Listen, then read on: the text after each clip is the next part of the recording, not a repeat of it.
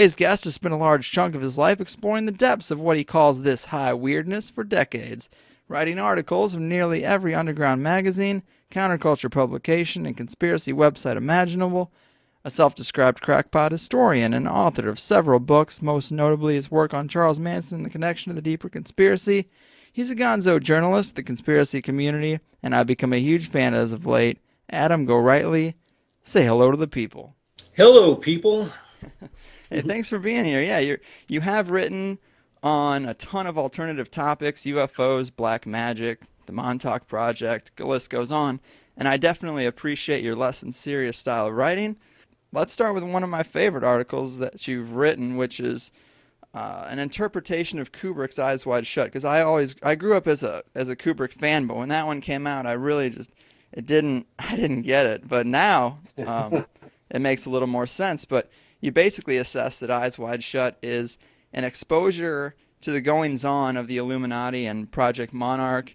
But for those who don't know, what is Project Monarch? Well, assuming your audience knows what MK Ultra is, which was that government-sponsored program back in the days, went on in the during the Cold War, where the CIA was using all kinds of methods to control minds, using drugs and therapy and on, different things, techniques that were imported from the Nazis, the whole Right. Project Paperclip thing, became MK Ultra, and a spin-off of that, allegedly, is Monarch mind control programming. I first became exposed to a lot of this stuff through a book, came out in the late 70s by Walter Boert, entitled Operation Mind Control. Are you familiar with that title? Yeah, I've heard the title. I've never read the book, but I've heard the title and I've heard it talked about a lot. But I guess Monarch is like a sexual twist on MK Ultra. Well, when he published that book in the late 70s, it came out, kind of caused a stir. He wasn't talking about Monarch at that point, but then all of a sudden, all the copies vanished. Somebody bought them up. It was probably a government job, didn't want some of this information released. Boert, then in the late 90s, came out with his second edition of this Operation Mind Control. And that's where I first read about a lot of the Monarch revelations. And one of the he just used people's initials as his sources, but one of his sources, who he called O, later turned out to be Kathy O'Brien, if you're familiar with that name. And she's one of the first people that came out talking about Monarch. As far as I could tell, there's also somebody named Bryce Taylor that is a pseudonym. And so this Monarch, according to the witnesses, the victims, was a spin-off of MK Ultra and used different types of programming, and such as Wizard of Oz imagery and these type of things, to create their basically alters in their victims, different personalities that they could use to be assassins and drug couriers and different things. And so I got interested in this. This was the late 90s, and it seemed like that's when they first started talking about it. And all of a sudden you heard of suddenly people came out and were talking that they'd been Monarch victims. And if you look, if you continue to follow the trend, it's just exponentially grew since that time. Much like when people started first being regressed for UFO abductions? Yeah, UFO abductions. That seemed also to take off during a certain period in the late 70s to mid 80s. And something similar now is this super soldier stories you're hearing about. Just a few years ago, there was a guy named Aaron McCollum who came out talking about this, and all of a sudden you have all kinds of super soldiers popping up. So anyway, I delved into all this, a lot of this Monarch program, and how Monarch works. They would allegedly take children at the time of birth and initiate them into this monarch programs, and the parents were all involved in this. And the name, it's alleged that the Illuminati are behind all of this, that super secret organization that's right in our face, I guess, with all the imagery we see nowadays. And so it was this huge intergenerational program that who knows goes how far back, and that's kind of the monarch programming. They use these different subliminal images and messages and like movies to program this process, and they'll use these things in the monarch programming. And supposedly, from what I've read in these books, the Wizard of Oz is used a lot in this programming. So with that background in mind, when I saw Eyes Wide Shut, I started seeing all kinds of imageries and hints and winks to the Wizard of Oz within the film. And I thought, is this some type of programming tool? So, are they using Eyes Wide Shut? Was what's his name, Stanley Kubrick, using this sort of as a revelation of the method? And I'm sure you've heard that term, right? And so just going through the film, I can take you through a few scenes if you'd like, so I can point out some of the Wizard of Oz imagery. The first thing that you see in the movie, there's this lavish party that's hosted by some bigwig named Ziegler, and he's actually played by Sidney Pollack in the film, who was a director. He directed, I believe, Kramer versus Kramer and different movies. And so we see at this party Tom Cruise character there, and he's Dr. Bill. I'll refer to him as Dr. Bill, is at this party, and he finds himself seduced by two beautiful models, as they call them. Remind me to talk about models in a minute, because the term models is kind of a code word. And so they're kind of leading him into an apparent menage a trois. And when Dr. Bill asks them where they're taking him, and as they lead him away by his arm in arm, they tell him where the rainbow ends. And I thought, that's interesting. So that appeared to be an allusion to monarch programming. Later on, after that scene, there's also an interesting scene in there where the beautiful young lady who's nude in the guy who's hosting the party, Ziegler, in his bathroom, she's ODing. And so Dr. Bill comes and he's able to revive her. So just keep in mind that, the drug addiction is another common modus operandi in the control of these monarch sex slaves. So the women at these parties, it's kind of inferred that they're these type of programmed sex slaves. And so, with this whole monarch programming, it's interesting that just going back, it allegedly deals with programming boys and girls and their roles, and using sexual molestation and other trauma such as satanic ritual abuse as part of the programming. And so oftentimes the family members are used in this process. So moving on, we see the next allusion to the Wizard of Oz when Dr. Bill, he's going to some party, so he goes to rent a cloak and mask from a place, costume store called Rainbow Costumes, which happens to be located above another shop called Under the Rainbow. Not sure what to make of all this, but it seems keeps popping up. Now, at this costume shop, he's dealing with an owner there, and the owner catches his underage daughter half nude with two apparent drag queens and becomes visibly upset.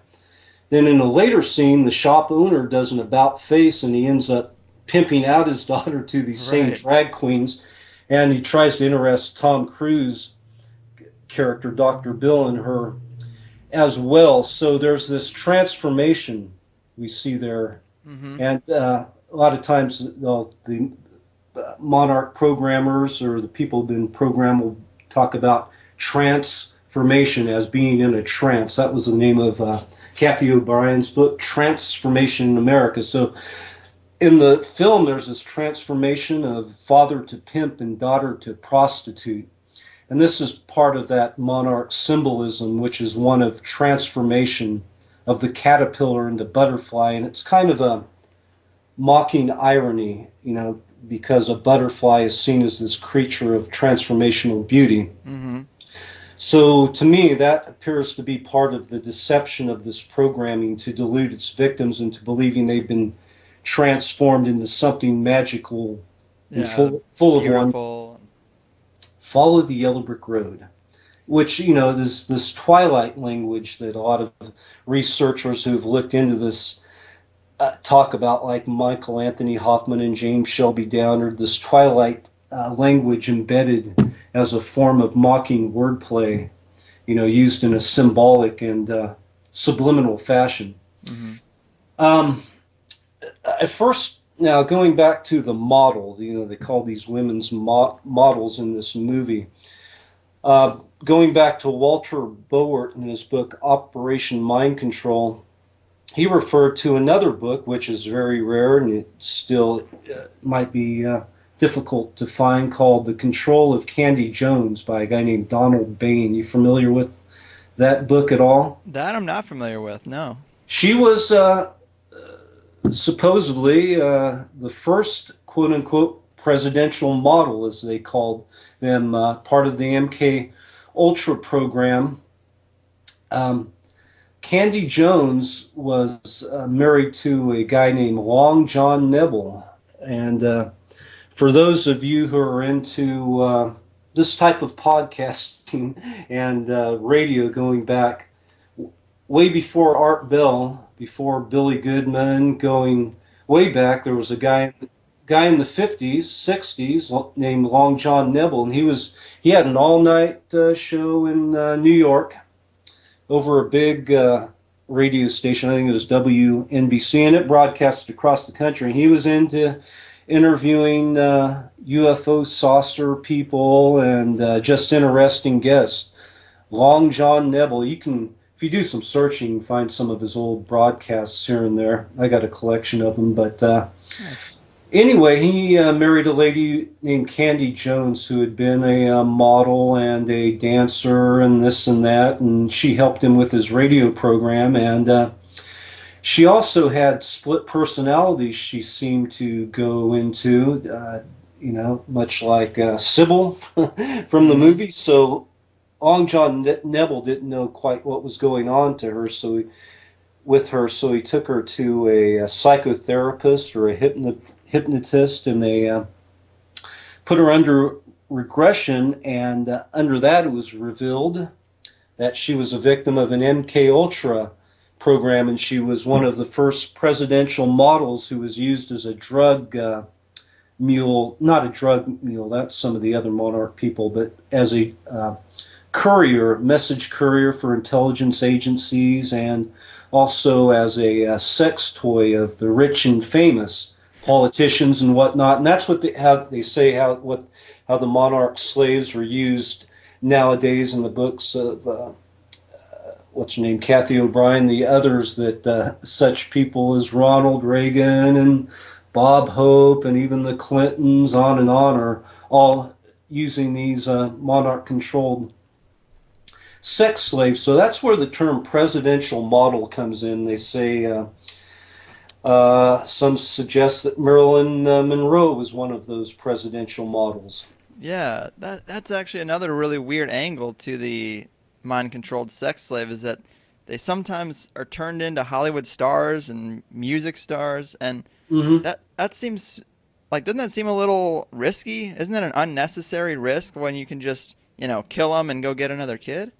Seems kind of Yeah, weird. yeah, it would seem so, but who knows? And I don't know what to make of a lot of this stuff, really. Some, like I was correspondent and friends with Jim Keith, who wrote a lot of great conspiratorial books and died under mysterious circumstances a decade ago or so. But he brought up, and this is pretty evident to a lot of people, that yes, indeed, there has been MK Ultra and these shenanigans that have gone on are still probably going on, but to cover the tracks of the perpetrators, you always have these red herrings, this stuff thrown into the mix to just confuse the matter all the more and to murky the waters so everybody will think that it's all a bunch of nonsense to begin with. Mm-hmm. And so there's all this misinformation out there, or seeming disinformation. Yeah, I mean that seems to be the biggest challenge is you've got first you got the disinformation, then you've got the people who just want attention. It really makes it tough to cut through and find something legitimate. Yeah. And even in my own life, I think I've been messed with and tampered with, and yeah, I don't want to sound like I'm foaming at the mouth or any, but No, yeah, but you've written about that a little bit. yeah, Let's talk about that. I mean, you've written a lot of pieces and a lot of subjects, been involved in the conspiracy community for a while, and it's always odd to me that some people seem to die under mysterious circumstances while some people are, allowed to just go on for years and years. yeah. But what have you experienced in that kind of realm of being messed with? Well, first of all, in my own mind, to make myself feel better about doing this and not go paranoid, and there were times when I started going down that path. I try to keep a perspective and sense of humor, and even delude myself to thinking that those out there that are doing bad deeds or monitoring us, they find my work amusing, so they let me carry on. When I really got into heavily researching all the mind control stuff when I was writing the Manson book on Manson, The Shadow over Santa Susana, Black Magic, Mind Control, and the Manson Family Mythos, and I started that project. Originally, I was just looking, there was all these rumors of mind control around the Manson family, so that's kind of how I started that project and it evolved into the book. But during that period, I remember some odd things happening. This happened like on at least 4 occasions, twice when I was at home and twice in a Mexican restaurant. When I was at home, I was sitting in the same spot, and at the Mexican restaurant, I was interestingly sitting at the same table. And I felt my body temperature go up, and my head felt like it was about ready to explode. I was just, my body temperature went up. Who knows?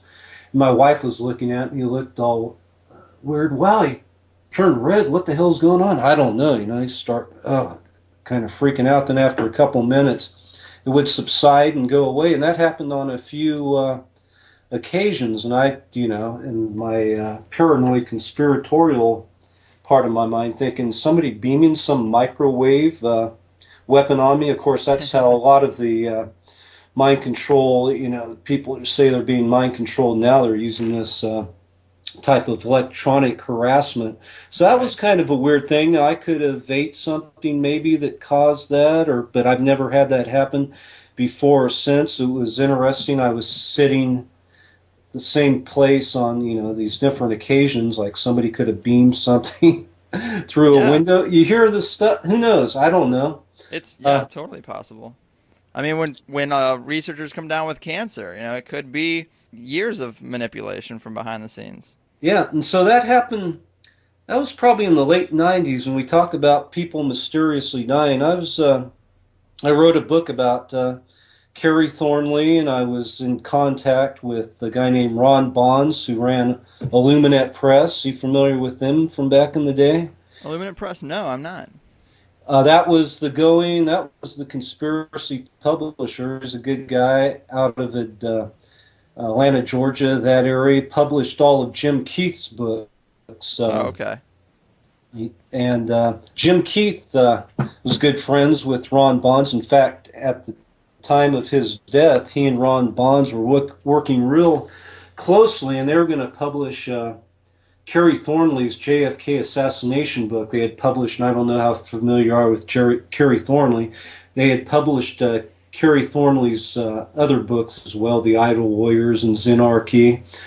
So those got the key three players with Illuminat Press, and they all died within about a year of each other in the late 90s under odd circumstances. Kerry died of a rare disease. Jim Keith was at Burning Man festival out there in the desert, jumped off a stage and broke his leg or injured his knee and went in for surgery and died under surgery when a blood clot went to his brain.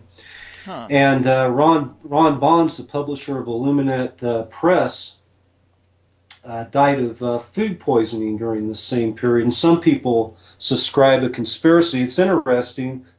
Those three guys all died at the same time. That is suspicious. Yeah. And I'm doing more.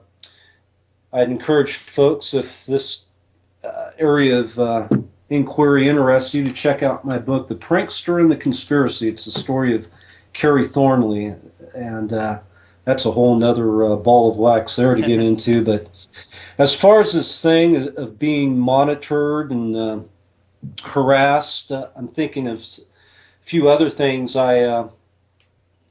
One incident interesting, when I knew Robert Anton Wilson, and I interviewed him for my book on Kerry Thornley, because they were friends at one time, and they were players back in the day in the Discordian Society movement, kind of a spoof religion.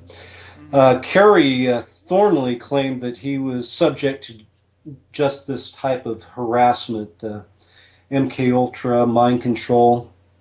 And I interviewed Robert Anton Wilson on this around sometime in 2000.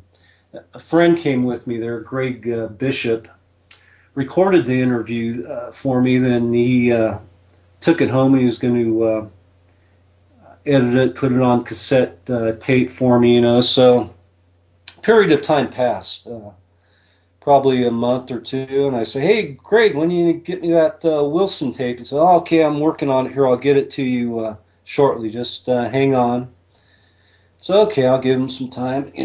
He's a busy man. I wait, next time I talk to Greg, a couple months or whatever, right? When are you gonna get that Wilson tape to me, man? I got to get going on the book here. And he goes, "Well, I sent it out a couple weeks ago. I think you would have had it by now." Oh, shit. And I went, "Oh, okay." So it didn't show up, and I pretty much wrote it off. Okay. I had in my head a lot of the conversations and whatnot, so right. Thought, hey, wasn't meant to be. That's how you got to keep the perspective sometimes. 6 months later, it might have even been longer than that. It might have been a year. It was quite a while. The tape finally showed up. Weird. The package it was in had obviously been opened. So somebody intercepted it, listened to it, finally rerouted it to me. They probably tried to listen to it, and the quality was real bad. I had to struggle to I don't know what kind of recorder Greg was using, but right. That was one instance. But it was interesting. I talked to Wilson a few times on the phone, and it was always obvious that his line was tapped and he was being monitored, and he knew this. Damn. I was on his email list, and he used to send out emails to a group. And you familiar with the Office of Information Awareness? I've heard it thrown around before. Well, it was a government agency that was started post 9/11 by DARPA. They got going on this, and it was headed up by John Poindexter, who was involved in, I forget what all, Bush and Reagan administration. He's right. A heavy intelligence guy. And it was basically, and if you look at the symbol for the Office of Information Awareness, the initials of that are IAO, which is like a Crowleyan part of a Crowleyan ritual chant. A Mm-hmm. lot of people point to that. But if you look at the symbol, the logo they came up with, it's the eye of the pyramid with a kind of laser beam shooting out of it. It looks just like the cover of Robert Anton Wilson and Bob Shaye's The Illuminatus trilogy. So this agency was put together for monitoring, doing domestic surveillance. Another agency. There was such an outcry with the public that this agency like disappeared or reconstituted as something else. During this period where they had launched the Office of Information Awareness, John Poindexter was the head. Robert Anton Wilson used to CC all his email messages to John Poindexter. And I got these, and I talked to him on the phone. I said, Bob, why the hell are you doing with that? And he said, I figure they're monitoring all my messages anyway. Might as well just make it easy for them, and maybe this will eliminate a job and cut down on taxpayers paying for an extra position within this agency. So he was another fellow, and there's a few of the folks. These are all 60s kind of free thinkers, libertarian radicals, involved in the anti-war movements, the Robert Anton Wilsons, and a few other people like Luis Lacy I interviewed, and other associates of Kerry Thornley. And a lot of times talking to them, you hear the telltale click. I know that sound when a phone is bugged. Nice. And so these are instances of when I felt like I was being monitored. And a lot of this took back in the late 90s, early 2000s, when I was more heavily, maybe I deeper in there. Did something that alerted the attention of whoever is watching us. It seems almost like a movie in itself, but I mean, the thing is, the further down the rabbit hole I go, the weirder and more confusing the situation becomes. Like, it almost seems like all the dots connect, but you hear about these satanic rituals, and you think that they're just there to satisfy, at least I did, to satisfy some ridiculous ego and power issues. But the symbolism comes back in movies, even in Disney movies and in music. And do you think that it is just to satisfy their ego, or are they conjuring up some kind of dark energy? Do you believe in that at all? Like the Aleister Crowley type stuff? I don't know if I believe in anything. That's true. Not trying to call out, but belief. Right. My mind's open. I look into these things. I think one of the things that's going on that like I told you before we got into this, I'm not really up on a lot of the imagery and things. I know Lady Gaga does stuff, and there's been rappers singing about the Illuminati, and I think some of them might, they know about the legends, and they're kind of inserting that stuff in there just to blow people's mind. I think there's some pranksterism You got to going consider on there. Yeah, I really don't know. It seems it's more in your face as time progresses. Definitely. And maybe that's part of the whole revelation of the method. And a couple other books to recommend are Secret Societies and Psychological Warfare by Michael Anthony Hoffman. He gets into a lot of this stuff, and the works of James Shelby Downard, who I've written a book about. Downard, this revelation of the method with all this subliminal imagery, that there's this processing that's going on over time that's basically leading us up to a point where we'll be totally controlled, and as time progresses it becomes more in your face and more obvious, and maybe that's what's happening. Maybe that's why it's becoming more obvious that we're getting close to whatever this end time weirdness 2012 is. I don't know. Right, we're getting very close to that.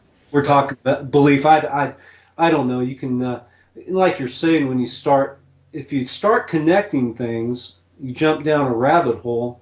I mean, with my Manson book, it's just crazy, all the connections and stuff I found in that. And any subject, if you look hard enough, you're going to start connecting things. Just, like in the Eyes Wide Shut, I started seeing all of these this imagery and things that suggest, it was connected to Monarch and this Wizard of Oz imagery.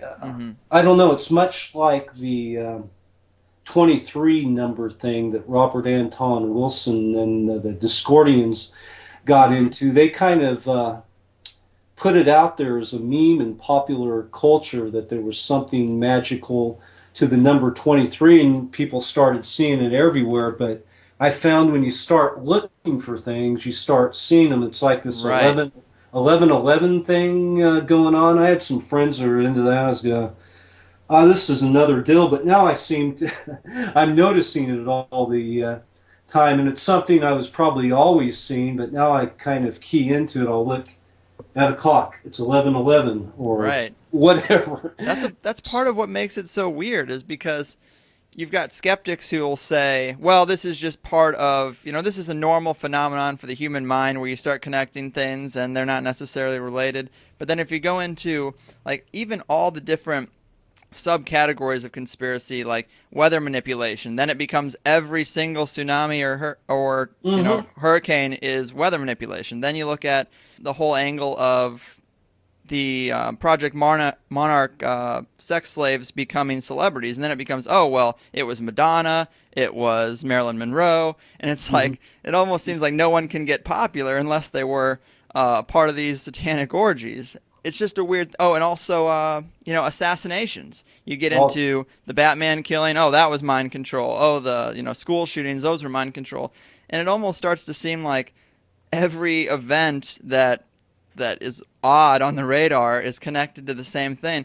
I almost find myself being like, is this just a normal weird thing, a weird phenomenon, or is there something there? Because I'm still going to my 9-to-5 job, and it feels like none of this is really out there.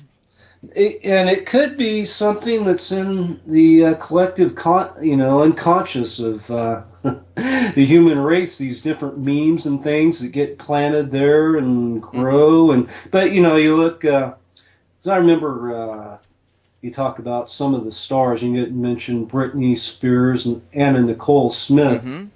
The meltdowns they had. I remember I was just a couple of years ago with Britney Spears. She'd broken up and shaved her head, and they had to haul her away to the hospital at one time, and it looked like she had shifted personalities. I remember the film of her. She was screaming, talking like, kind of whining like a little girl, and she shaved her head and was like, wow, that seems like a total Right. If they're not in their right mind, how can they reach that level of celebrity? It seems like you have to be a pretty savvy business person, pretty motivated, unless, of course, all of Hollywood is owned by, the Illuminati or controlled by the Illuminati, and they only let forth certain people. And that would also explain why everybody, a lot of people I know seem to not be entertained by the most popular of culture or the most popular of music.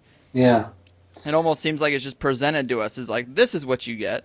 You like it or don't like it, it's going to make millions, and there you go. Kind of like Lady Gaga, though. And all the weather stuff going on. I mean, I don't know what the hell to think. I don't poo-poo it, but when you totally subscribe to this stuff, once again, that could... you go too far and see something in everything. But I've noticed the chemtrail, contrails, whatever the heck they are, become more prevalent over the years, and it seems like you see these checkerboards in the skies, these X's. Like, I don't know. Then everything that's going on the East Coast now with Hurricane Sandy. And we've had these. Nature is like that, and weather patterns, every 100 years or whatever. So I don't get too excited about it all. But on the other hand, People talk about preparing for the worst case scenario. And I think folks should do that too. I don't think Right. that's paranoid. So, Well, let's talk a little bit yeah. about your opinions on like the MK Ultra mind control assassins, because like I said, it seems like every high-profile killing is a suspect of mind control victim. Are there any that stand out to you as more obvious? Um, Sirhan was a good case Mm-hmm. that he'd basically written this diary where it looked like he went into a trance state, and they used the diary during the trial. Basically, his defense presented that he had gone into some sort of trance state, and Sirhan had no recollection of the shooting himself.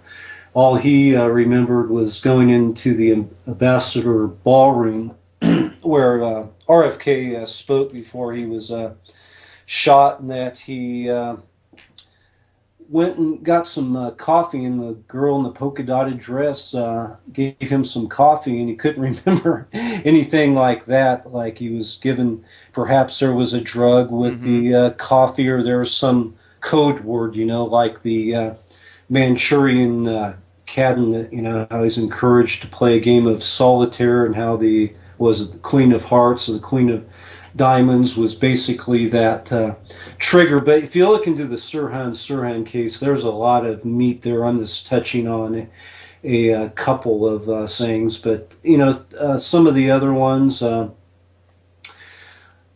of the things I first tripped over or talked about in my research and wrote about, I think I was one of the first persons, maybe the first. I'm not positive, but was the book The Catcher in the Rye, and how who was it, John Hinckley, Mm-hmm.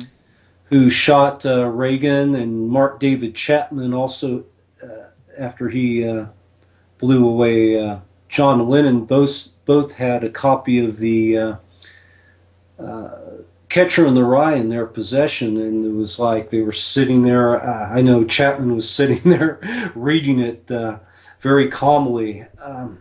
That's what they, like he had just he'd gone into his trance assassin mode, and once that was done, he had switched over into something else. So I conjectured back in the day, and this was in the early '90s. I wrote about it for Paranoia magazine, that it was used as a mechanism of control. And I started looking into this, and it was like, okay, I want to find out more about J.D. Salinger. And I learned that he was mixed up with the OSS back in the day, who later became the CIA, and that he was part of a group that basically interviewed and brought a lot of the German people, the Nazis, denazified them, as they called it back in the day. But really, if you read into it, were part of the Project Paperclip program. So it was pretty interesting that Salinger was involved in that. I found it funny. I think if I think I'm the first person maybe connected those dots. I'll say I am. I Yeah, can be why not? proved wrong later in the movie. Conspiracy Theory with Mel Gibson, they brought out that angle, and jokingly, I was interviewed by this. I think they're still around. Newsflash. They were like they put out stories that would go viral. This is about a decade ago, and radio stations would pick them up, and so that they did that angle that some guy interviewed me, and they did a couple things on me over the years. And so they just take out sound bites, and the interviewer said, I told him, yeah, Mel Gibson had ripped me off. He had heard this somewhere. He said, are you going to sue Mel Gibson? I go, no, better not do that, but I'd taken out a court settlement or something. So that's the news. So it got a little news play for a while, and I got interviewed by some radio stations. But anyway, Yeah, that's cool. we were talking about assassins. Oh boy, if Have you you look, looked into? Well, I just wanted to say, have you yeah. looked into a lot of the work I've seen from you is a little bit older, or the interviews I listened to are a little bit older. But have you really Mhm. looked into the Batman killing, the most recent massacre? A little bit, not much. It was funny. I was in Colorado. Where was I? I was in Boulder, but I was also around the Denver, Aurora area during that same period. And I think I was in Boulder that day. I was out doing some work, and woke up and fired up the laptop to see what emails and whatnot, and I see the shooting, this Colorado shooting. I go, holy crap, what's going on here? I thought, Yeah. oh, it's odd. I'm in Colorado, not far from when this went on. But boy, it certainly had all the earmarks of another Something weird. lone nut. There's a lot of people were alleging, there were witnesses that there was a second person involved. I don't know. Hmm. Uh, Yeah, a lot of people in the theater said that. And well, another weird thing about it was that apparently there was an old comic book called The Dark Knight that was, it was in the big line of Batman comics, but in that particular issue, a man goes into a theater and he kind of goes crazy and he shoots people. And mm, the man who goes into the theater has orange hair. And if you look at the killer, he dyed his hair orange, and everyone's like, oh, he was trying to be the Joker. Well, the Joker doesn't have orange hair. So the only I mean, it seems like it might have came from that. In the same way you talk about The Catcher in the Rye, I could see this particular comic being used as a trigger, and they program him into thinking he's almost in that comic book or playing out that character. And another strange thing about it, and it's much creepier if you see the picture rather than hear the explanation. But during the London Olympics, they did some really weird opening and closing ceremonies, and in the closing ceremony, they had like some guys doing like a cheerleaders pyramid, and they were wearing suits, and they had the exact same hair. They had, orange hair that was all messed up, and it looked just like him. And it seems really odd that they would. It almost like they were parading their covert activities at the London Olympics. crazy, yeah. I'd heard about the comic book. There was another thing you can point to other assassins when they did the court hearing for this guy, and he looked all out of it. Mm-hmm. Like he'd been drugged up. Um, Apparently, and I forget, it was like a woman in a red dress, pink dress, something, stood up. And I haven't seen the actual footage, but Right. said something about some program that the truth needs to come out about, whatever. That's the Mm-hmm. last you heard about that, and was like, oh, what's the hell's that about? And, once again, maybe was that some type of trigger to put him in an amnesia state, or was she really trying to reveal some truth about what was going on about all of this? Who knows? Yeah, I mean, another suspicious fact is that his father was involved in. He was about to go public in exposing some evidence in the LIBOR scandal, which was a big banking scandal we heard about for like half a day.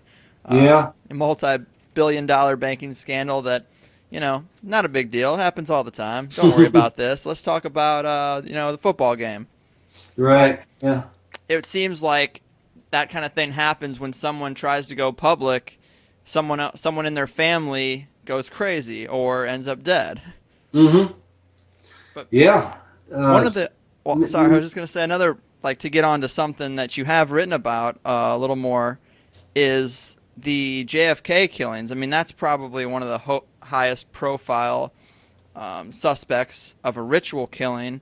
I know you wrote a book about the work of James Shelby Downard and the whole idea, the concept of mystical type nominee. What is that?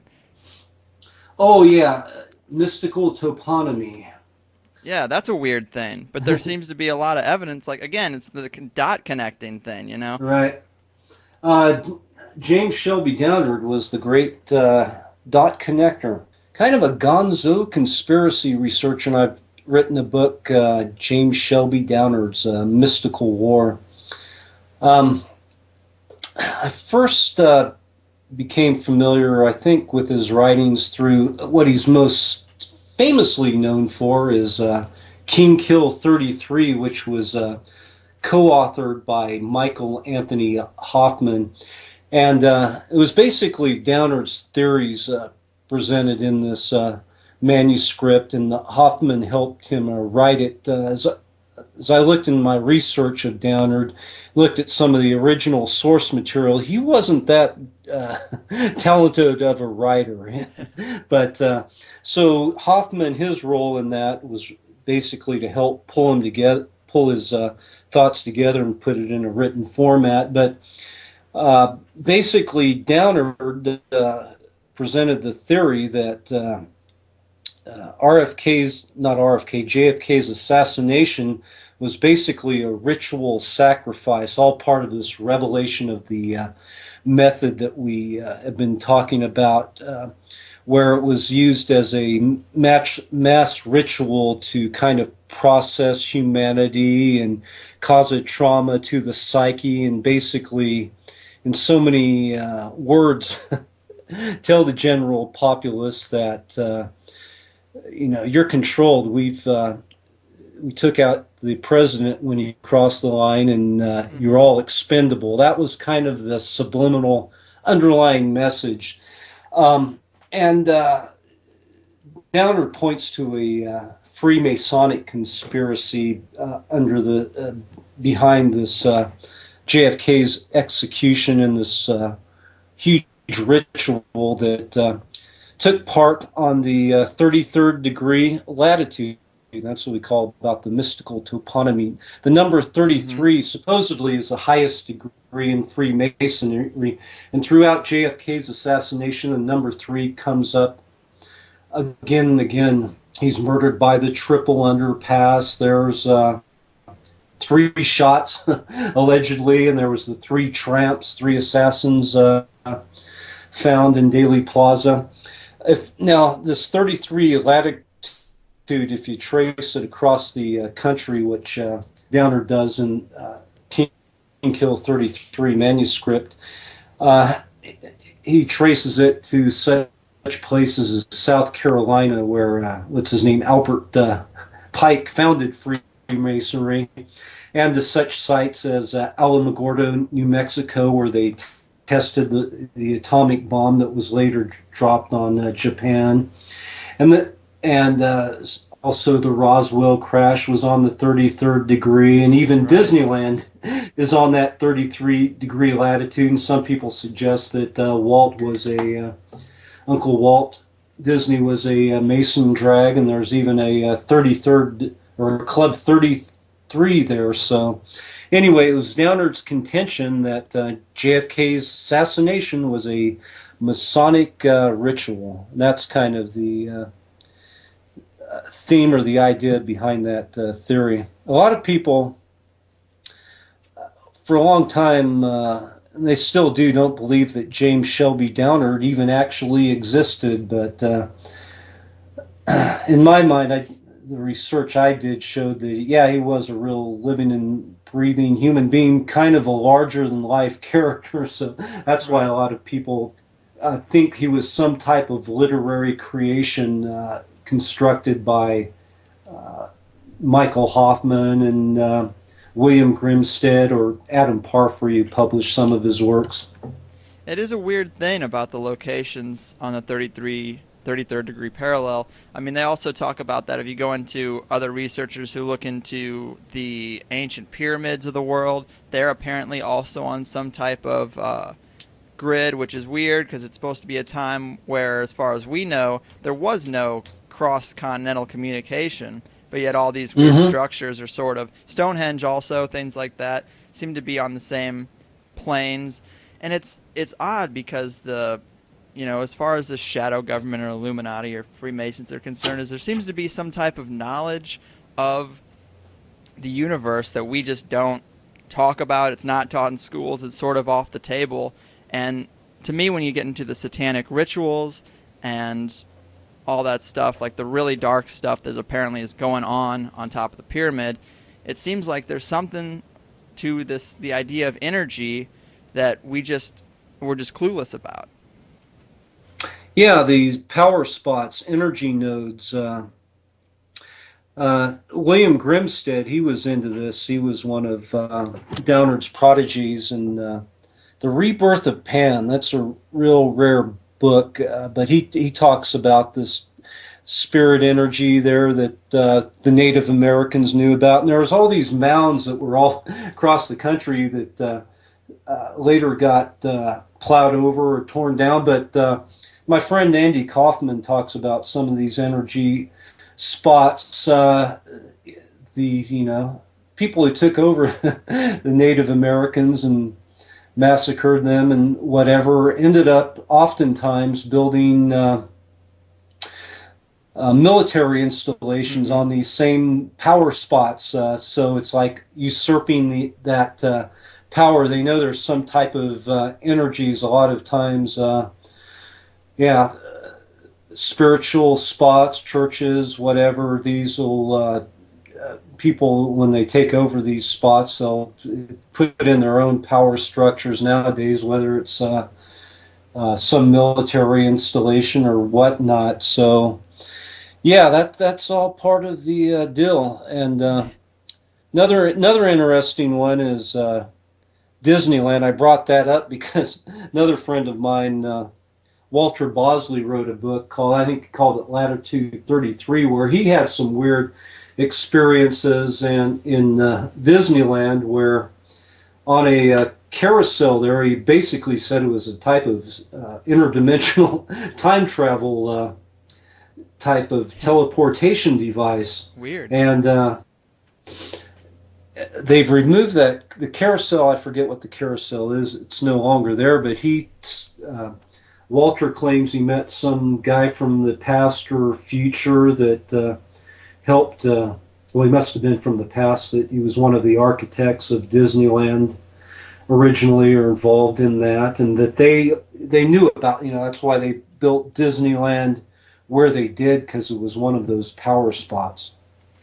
Yeah, Disney's a weird thing because everybody loves their movies. It's like every kid grows up on Disney movies, and there are a lot of They got that. researchers. Huh? I was saying they got all. I was saying, yeah. They Sorry to interrupt you. They got all that crazy Illuminati imagery in their movies as well. Right. I mean, you can look at now, we have the technology to look at stills that you couldn't really look at back then, and you can go online and find all these weird, like single cell shots where they'll say the word Illuminati or have the all-seeing eye. And there are a lot of researchers out there that are talking about the idea that every Disney movie involves some some Disney princess, and that what that is almost teaching kids is to be materialistic and, to be shallow. And to an extent, I could see that. I mean, that is definitely a theme throughout all Disney movies, to have that female and role. and maybe to be the princess in this fantasy world, you have to basically be sacrifice something in yourself, to It almost become seems like, a it almost seems like the Project Monarch theme. yeah. And so all of these women who want to become these fantasy stars or whatever have to become part of that process, and eventually, it's tragic for them. The Marilyn Monroe or who's Whitney Houston's of the world, they eventually pay the ultimate price. There's also, this isn't something that I saw in the books that you provided for me to read, but you also hear the idea of the blood sacrifice, and that certain celebrities, whether I guess the theory is that they're involved in the Illuminati or in Freemasonry, and then once they get to a certain level, they're granted an opportunity to provide a blood sacrifice to reach a level of stardom that they hadn't previously had. And you'll find that a lot of the musicians that are pretty popular have had strange deaths in their family. Kanye West is one. His mom died strangely during plastic surgery. Jay-Z was dating Aaliyah, who died in a plane crash, and he's one of the biggest moguls there is in hip-hop. And those are two examples, but there seems to be kind of a lot of them. And I guess the theory, like that theory, is that you don't reach that level of stardom unless you do make some type of sacrifice. Well, yeah, you ought to write a book. The You start like you're talking about the going down that rabbit hole and connecting those dots. Once you start looking for those things, the hits keep coming. It's like what's his name, Dave McGowan. You familiar with his research on Laurel Canyon and the stuff he's written about that? I've heard about Laurel Canyon, but not that name doesn't ring a bell. Yeah, the inside. What's he called? The Inside Story of Laurel Canyon, Dave McGowan. You can find his stuff on the web. He hasn't. He decided not to write a book and get it published the traditional way, even though it's some amazing materials. And he's kind of a wry, humorous writer in his approach. But he got looking into the Laurel Canyon thing, all the rock stars that came out of Laurel Canyon in the late 60s and all the connections they had in their families to intelligence organizations or military backgrounds, and a lot of the same themes started coming up again and again, and the mysterious deaths of all these different rock stars plugged into the community, and the history of Laurel Canyon is kind of a spooky area. So that's kind of the along the same theme of what we're talking about. You know, that went on in the late 60s, and you know, you look at different people like Jim Morrison. His father was an admiral in the Navy, tied into intelligence and whatnot, and he actually took part in the what they call that fabled.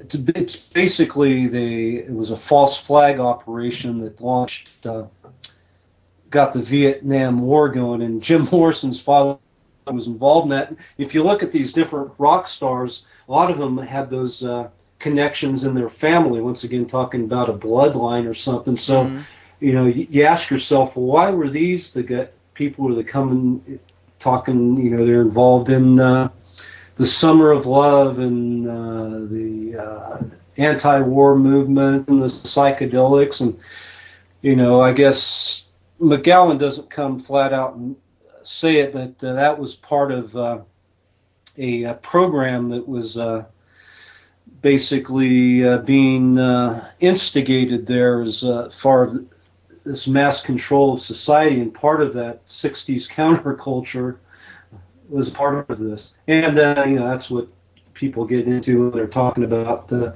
Beatles and their connection to Tavistock and all this, that they were basically programming the 60s generation. Yeah, and I liked reading a lot about that stuff in your work because, you know, most of my conspiracy knowledge is pretty much post 9/11, really, because that's kind of what set me off in high school. It just seemed so staged. It just did not seem like a plane would knock a building down in that fashion. I mean, but I guess that's just one of those things, you either it just looks weird to you or it doesn't, you know, and the people that it doesn't look weird to them, and I can't really reach them.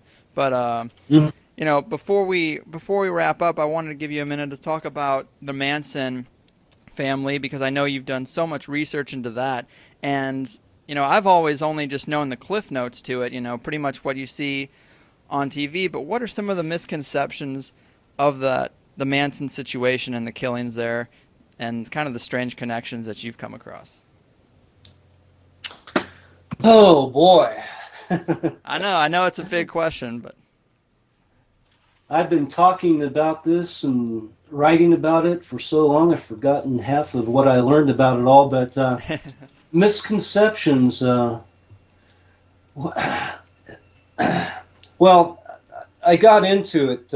Let's approach it this way. I got into it. There's a famous conspiracy researcher by the name of Mae Brussel. You familiar with that name? Mae Brussel, no. Okay, yeah, so I'm taking you back old school. All right. And let me preface going into Manson, you talking about 9/11. The Kennedy assassination was my 9/11. That's what got me going and questioning Mm-hmm. everything that came afterwards. Right. When 9 I had been looking at all this stuff for so long. When 9/11 happened, it was like, oh, here we, go again. It's just And review. and so I'm kind of stuck into the old school stuff. I haven't looked in, every time one of these things pops up, I go, oh, maybe it's the same script they're using. But so you're one of the new breed looking into this stuff. I'm the old school guy. And I I should, like that. I like that. yeah, I should note. I was interviewed. I'm not sure if you're familiar with Visigoth and a lot of the interviews he did. Yes. I actually listened to that one. Yeah, he has a 9/11 page on, if you can find his website, where these subliminal images of 9/11 before 9/11 are Yeah. everywhere, which is kind of weird. But so the going back to Mae Brussel, look her up. She's really one of the people that got me into looking at conspiracy research. She was this tireless investigator. She was like a soccer mom back in the day who came across the Kennedy assassination and got interested in, got all 26 volumes of the Warren Commission report, started going through it, and she goes, "This stinks." So she started connecting the dots, and she did a radio program, and she did this for years, looking, and there's hundreds, thousands of hours of tape recordings of her getting into things, breaking them down. The last thing before she died under mysterious circumstances in the late 80s, she was looking into this military involved with Satanism and mind control, and that might have done her in. So Mae Brussel got me into conspiracy, and Mae Brussel was talking about the Manson family. And she was usually, I think sometimes she went off the deep end of the rabbit hole a little bit too deep, but she was talking about back in shortly after the Manson family murders in the early 70s that she thought it was a military mind control operation. Hmm. And so that got me looking into a whole bunch of other theories that you normally people don't talk about. They're talking about them more, about the Manson family, the conspiratorial aspects, such as maybe Helter Skelter was kind of the Helter Skelter theory is presented by Bugliosi was a cover up of what really went down, that maybe there was some mind control aspects going on there. Maybe the mafia was involved. There were drug burns going on. Maybe the victims weren't as innocent as they were portrayed to be, because they were involved in the drug scene, and Mm-hmm. Manson had deep connections in the rock music industry and knew people in movies, and so you got all these conspiracies going on that aren't normally talked about. And so that's what got me interested in the Manson family story, and I think that's kind of my long-winded answer to how I got involved in it. Vincent Bugliosi is interested. If you just start looking there, he was the prosecutor, Mm-hmm. Mm-hmm. the DA for this thing back in the day. Wrote the book Helter Skelter, which presented the theory that Manson was somehow influenced by. He heard the music of the Beatles, and that was one of Right. the influences that caused them to do the mass murders there.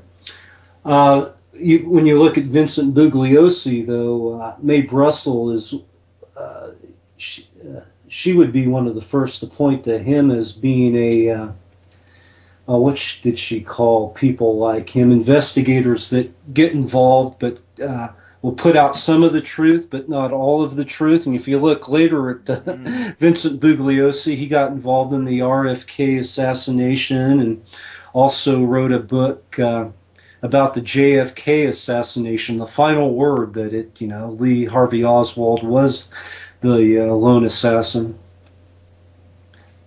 Yeah, kind of like almost like disinformation or just withholding.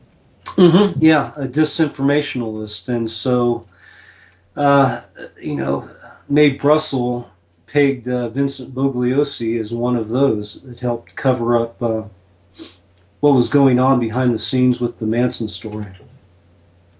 Hmm. Yeah, the Manson story is just, it's really weird because, the guy never killed anyone, apparently. No, no. He's in prison for life.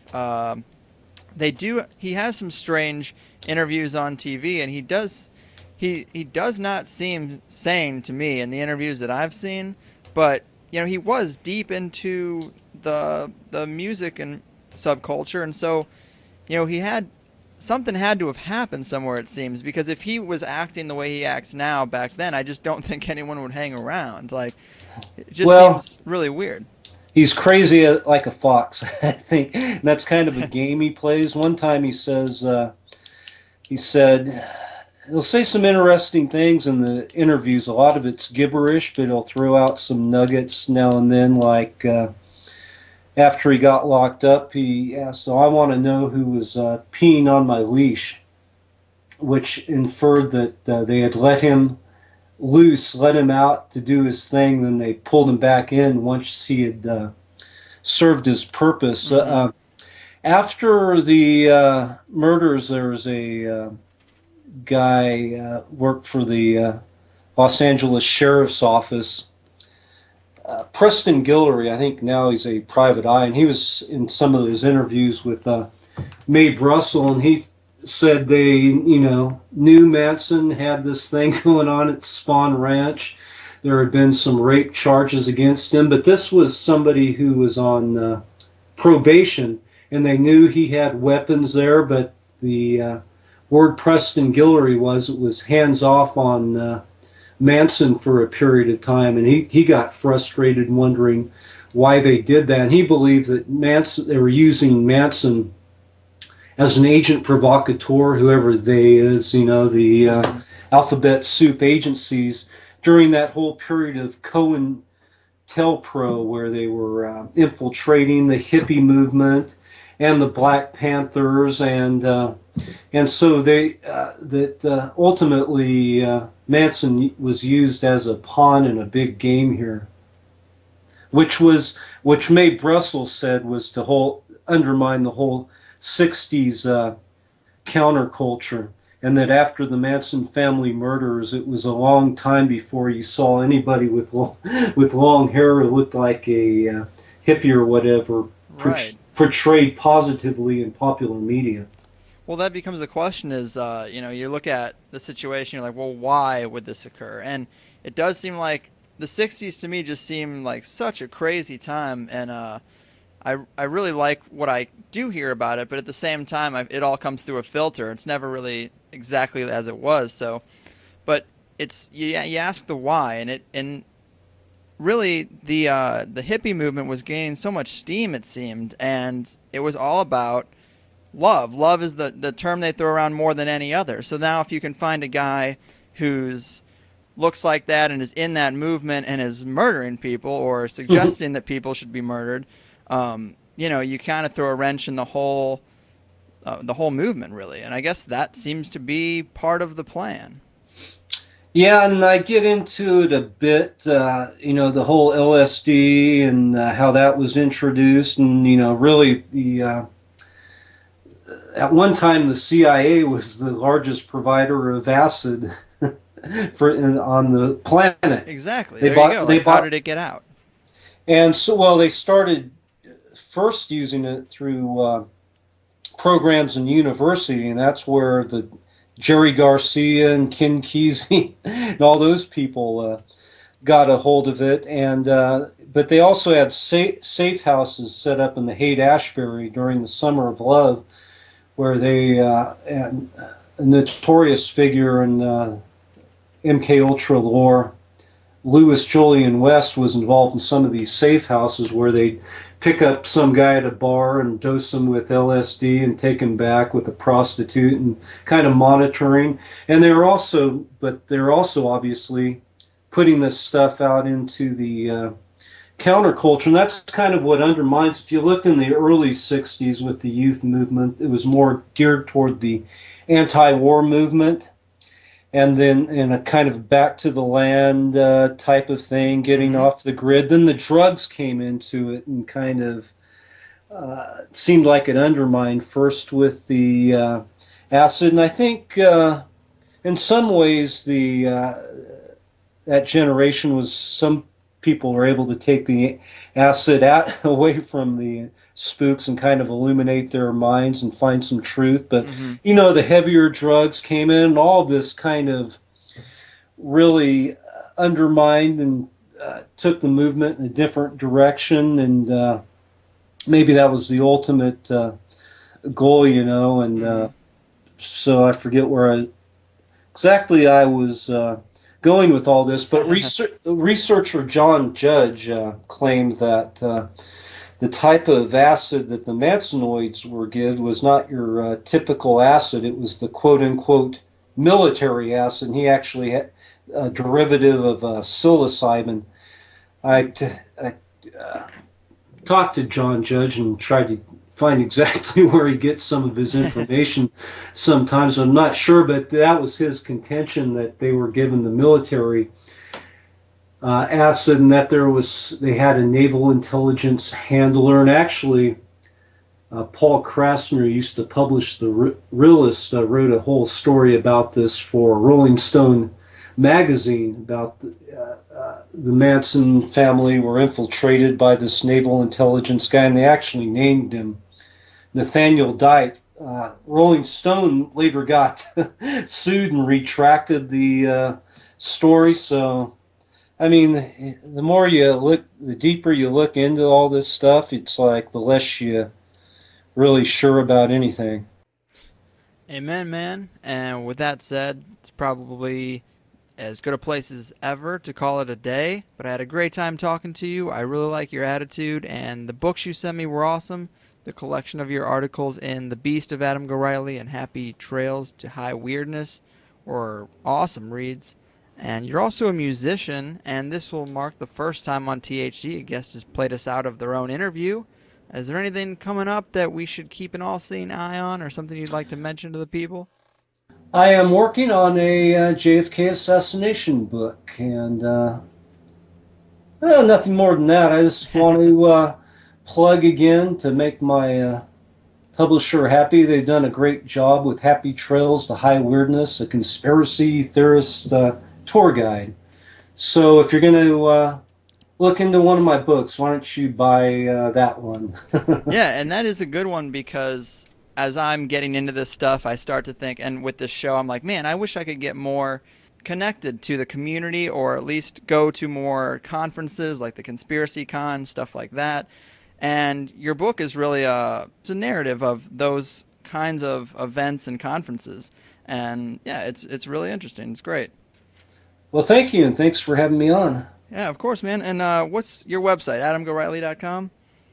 Yeah, there's that. Then I kind of have a goofy blog that doesn't have much to do with conspiracy, but I have anyway. That's Go Rightly at WordPress.com, where I feature a Devil Girl of the Month and a Crazy Bongo Broad of the Week, and I put a kooky Christian album cover. So that's kind of just a fun thing there, and then those who do Facebook, they can Facebook me. I'll Nice. take on any new friends, and so yeah, that's kind of my presence on the web there.